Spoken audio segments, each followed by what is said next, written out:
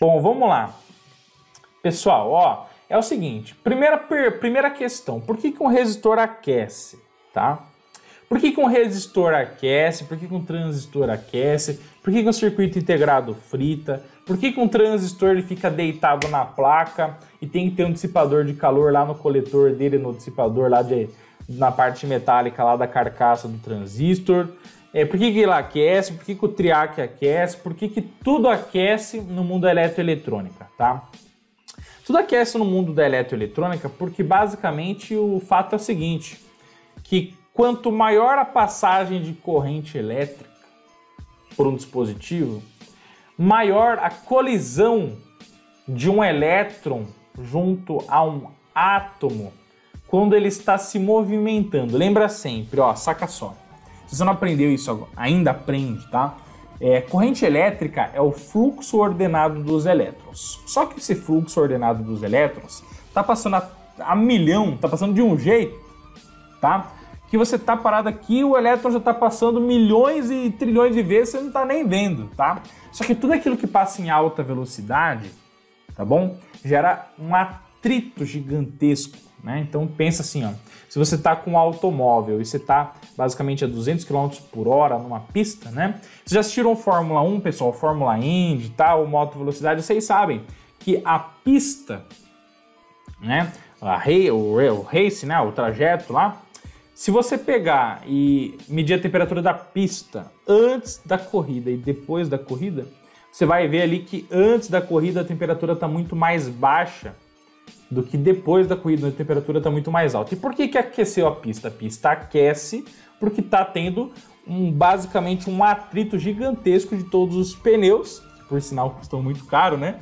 É um conjunto lá de pneus da Fórmula 1, ou se vocês souberem o preço lá dos pneus, quer dizer colocar aqui também, que é muito caro, né?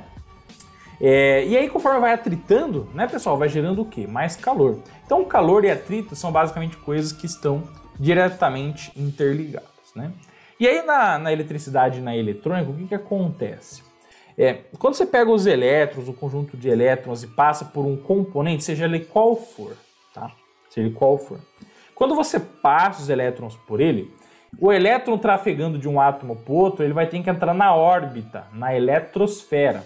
Para ele entrar nessa órbita, toda vez que o elétron está indo de um átomo para o outro, ele gera uma colisão com a eletrosfera. E essa colisão com a eletrosfera, ela gera calor. E esse calor é determinado efeito Joule, tá? E o que acontece? O efeito Joule é o efeito do aquecimento em qualquer componente, qualquer trilha, qualquer placa eletrônica que você esteja analisando, trabalhando, tá? E por que o componente aquece? O aquecimento ele vai acontecer inevitavelmente, muito ou pouco, tá? Falando particularmente do resistor, por que o resistor aquece? Ele vai aquecer muito quando a potência elétrica que está sobre ele ela está acima do nominal que ele suporta, tá? Então saca só Elias, saca só a família, eletrônica fácil. Quando você pega um resistor de 1/4 de watt, né? Então, por exemplo, deixa eu tentar mostrar aqui para vocês, ó. Esse resistorzinho aqui, ó. Então esse resistor que está aqui junto com o display, ó, esse aqui, ó. Esse resistor aqui é um resistorzinho, o famoso resistorzinho de 1/4 de watt, tá? E esse resistor aí, 1/4 de watt, então quer dizer que ele suporta 0,25 watt, que é a mesma coisa que 250 miliwatts, tá?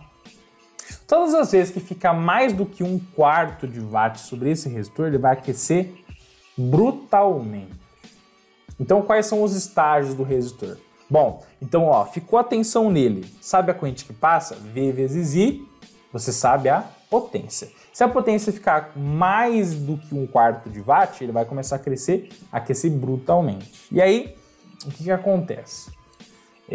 As fases desse aquecimento são as seguintes. Então, o resistor começa a aquecer, depois ele começa a carbonizar e ele pode até pegar fogo. Inclusive, eu falo sobre o pegar fogo no módulo 9 do nosso curso de eletrônica fácil do efeito Joule. Eu mostro isso na prática, tá? Por que o resistor pega fogo? Por que a palha de aço pega fogo quando você passa por ela uma alta corrente. Então, Elias, quando você olha para um componente e vê que ele está aquecendo demasiadamente, mais do que o esperado, pode ser que está acontecendo sobre ele ali um overpotence, né? Um overload, uma sobrecarga elétrica e eletrônica sobre ele, tá?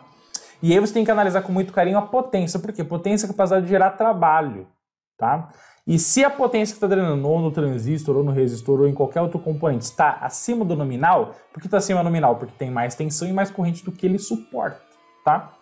E mais tensão, mais corrente do que ele suporta, gera mais potência. Se ultrapassou a potência, ele vai vir a queimar a longo prazo, tá? Ele vai vir a se desintegrar ou trabalhar fora da sua curva característica, fora da sua linearidade, tá? E ele trabalhando de forma ruim junto a outros componentes, um resistor que está aquecendo de forma demasiada junto a um transistor, junto a um triac, junto a um SR, junto a um circuito integrado, ele pode interferir na curva característica de funcionamento desses elementos. Então isso é muito, muito complicado e problemático nesse sentido. Por quê? Porque desviando e mudando a temperatura, você muda basicamente as tolerâncias dos componentes eletrônicos. E vocês sabem muito bem, pessoal, que a eletrônica, quanto mais quente é, não sei se vocês já pararam para pensar isso, né? Mas quando você pega o seu smartphone, hein?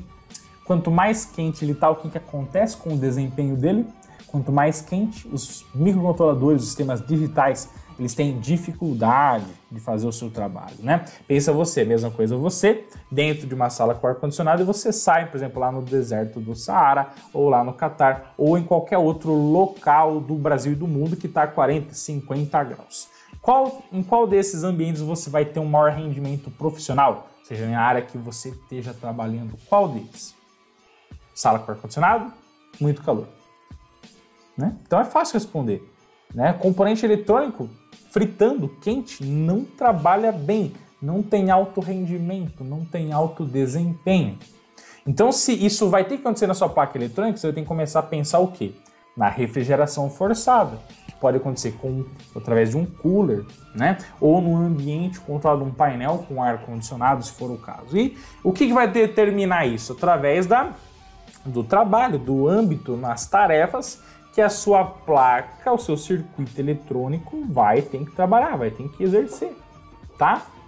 Então, por que o componente aquece, né? Por que o resistor de 330 ohms aqueceu mais do que o de 10K? Bom, você tem que analisar, para você saber isso, né? Primeiro a gente tem que saber as condições de tensão, corrente e tal, mas você precisa saber a potência dele e a potência que o componente suporta. Se está acima do componente suporta, ele vai aquecer de forma demasiada, vai trabalhar com overload e vai aquecer mesmo, tá? Agora, cada caso é um caso, cada ligação é uma ligação.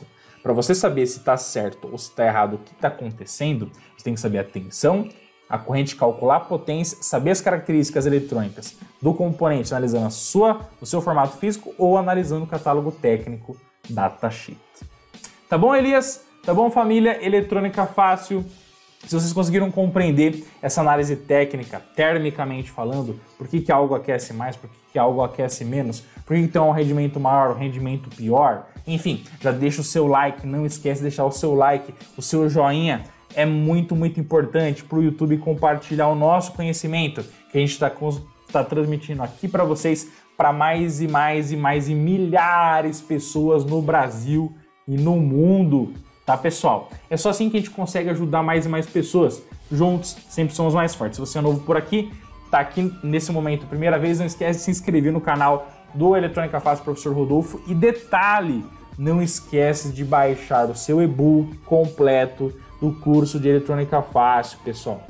Os links estão aqui na descrição do vídeo ou nos comentários fixados aqui embaixo. Por quê? Porque a gente preparou um conteúdo que a gente levou muito, muito tempo estudando e preparando para que você possa usar como material base gratuitamente para você avançar nos seus estudos no mundo da eletroeletrônica. E por que não também fazer o nosso curso completo de eletrônica? Se você quer, acessa aí cursodeeletronicafácil.com.br. Tá bom, galera? Tamo junto!